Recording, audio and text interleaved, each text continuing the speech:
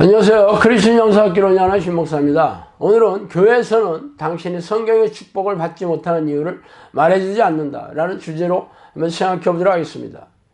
당신은 성경에서 약속한 축복을 받아 평안하고 형통한 삶을 살아오고 계십니까? 거의 대부분의 크리스천들이 교회에 와서 행복하게 살게 되었다고 생각하지 않습니다. 자, 아마 그랬다면 사람들이 교회에 미어 터지게 되었을 것입니다. 그러나 이제는 교회에 사람들이 찾아오지 않죠. 예전만 해도 혹시나 하는 기대를 안고 오는 사람들이 덜어 있었지만 지금은 아닙니다. 교회에 들어왔다가 뒷문으로 나간 사람들만 1000만 명이 넘는다는 통계가 있습니다. 교회에서 말하는 대로 예수를 믿고 복을 받지 못해서일 것입니다. 그래서 왜 당신이 성경의 약속을 받아 누리지 못하는 이유를 알고나 계시는지 한번 생각해 봅시다. 사랑하는 자여, 내 영혼이 잘된 같이 내가 범사에 잘되고 강건하기를 내가 간구하노라. 요한 3서 1장 2절 말씀입니다. 내게 능력 주시는 자 안에서 내가 모든 것을 할 수 있느니라. 빌립보서 4장 13절 말씀이죠. 너희가 기도할 때 무엇이든지 믿고 구하는 것은 다 받으리라 하시니라. 마태복음 21장 22절 말씀입니다. 위의 구절들처럼 성경에는 우리가 이 땅에 받을 축복에 대한 말씀이 적지 않죠. 그래서 예수를 믿으면 천국에 들어가는 것은 당연한 일이고 세상에서도 잘되고 성공하며 부유하며 각종 삶의 지난한 문제가 해결될 것이라는 말을 앞세워 전도하는 이들이 널려있죠. 그래서 당신은 예수를 믿고 교회에 와서 그렇게 살고 계십니까? 아니라면 그 이유는 둘 중에 하나일 것입니다. 성경의 말씀이 새빨간 거짓말이거나 아니면 당신이 교회에서 들어왔던 축복의 조건이 새빨간 거짓말인 것입니다. 그러나 성경 말씀이 거짓이라고 생각한다면 이미 교회를 떠난 사람이겠죠. 그러니까 이 말씀을 들을 턱도 없을 것입니다. 그렇다면 정답은 후자일 것입니다. 그동안 당신이 교회에서 들어왔던 축복의 조건이 새빨간 거짓말이라는 것이죠. 그러나 이 역시 믿고 싶지 않은 당신의 표정이 역력하게 읽히고 있어요. 왜냐하면 그동안 철석같이 믿어왔던 믿음의 잣대들이 와르르 무너질까봐 불안해하고 있기 때문입니다. 그러나 목회자들에게 이런 얘기를 해봤자 씨도 먹히지 않을 것이기에 제가 그 이유를 말씀드리겠습니다. 당신의 삶에서 성경에 약속한 하나님의 축복이 없는 이유는 당신이 성경대로 살지 않았기 때문입니다. 그게 교회에서 요구하는 영적기도이며 주일 성수이고 갖가지 희생적인 신앙행위라고 말하지 마세요. 그런 말들은 성경에 없습니다. 목회자들이 자의적으로 지어낸 교회의 관행일 뿐입니다.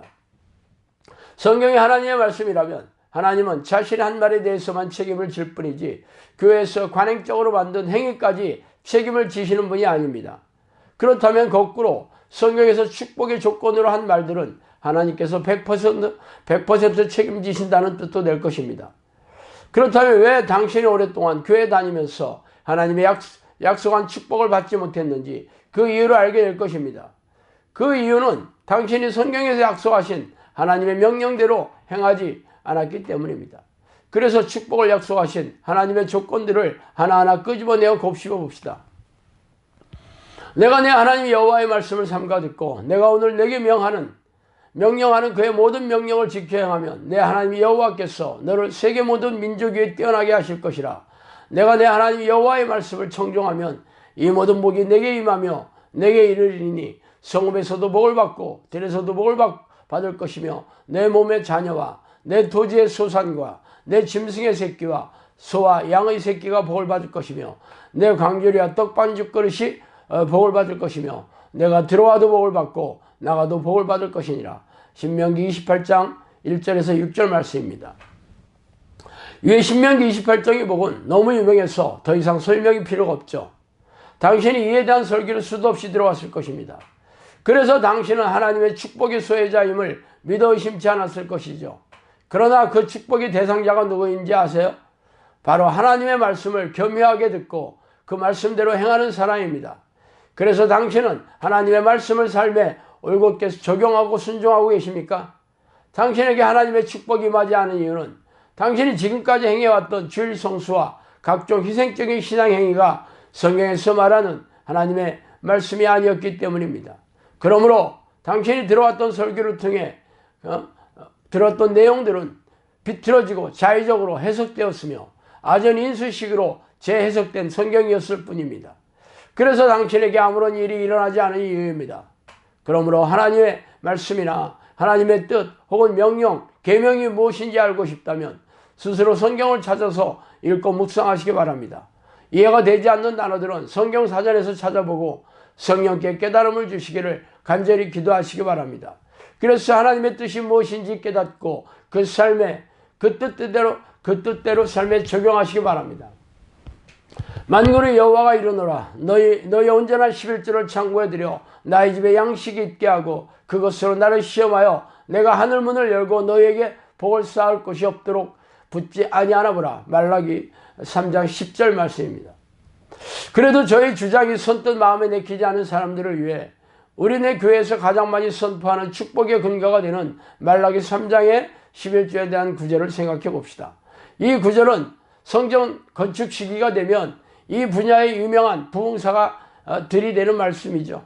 11조를 열심히 하면 하나님께서 하는 일마다 성공하며 부와 명예로 움켜쥐고 떵떵거리게 살게 되게 해주실 거라며 말입니다.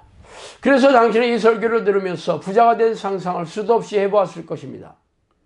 그렇다면 다시 본문 말씀으로 들어가 봅시다. 11조를 하면 하나님께서 부자가 되게 해주시거나 성공하게 해주신다고 말씀하셨습니까? 아닙니다. 하나님은 당신 복을 주시겠다고 약속하셨을 뿐입니다. 그렇다면 성경의 복이 무엇입니까? 바로 예수님께서 말씀하시는 산상수훈의 팔복이 대표적일 것입니다. 그렇다면 팔복 안에 부자가 되고 이 땅에서 성공한다는 내용이 한마디라도 들어있습니까? 예수님이 말씀하시는 복은 죄다 영원히 잘되는 복을 열거하고 계시죠. 그렇다면 당신은 그토록 바람하지 않는 부자는 어떻게 되었습니까? 예수께서 제자들에게 이르시되 내가 진실로 너희에게 이르노니 부자는 천국에 들어가기가 어려우니라. 다시 너희에게 말하노니 낙타가 바늘귀로 들어가는 것이 부자가 하나님의 나라에 들어가는 것보다 쉬우니라 하시니 제자들이 듣고 몹시 놀라 이르되 그렇다면 누가 구원을 얻을 수 있으리이까? 마태복음 19장 23절에서 25절 말씀입니다. 부자는 천국에 들어가는 것이 거의 불가능하다는 게 예수님의 진단입니다. 그렇다면 당신이 바라는 복의 결과는 지옥에 던져지는 것이 아닙니까? 이렇게 당신의 마음이 돈과 성공으로 대표되는 세속적인 축복에 가 있기 때문에 그동안 신앙행위에 아무런 열매가 없었으며 무능하고 무기력한 믿음으로 고단하고 팍팍하게 살았던 이유입니다. 그러므로 지금까지의 사고방식과 생활방식 그리고 신앙방식을 뜯어고치지 않으면 천국에서 당신의 얼굴을 볼 수 없을 것입니다. 당신은 하나님과 아무런 상관이 없는 사람이기 때문입니다.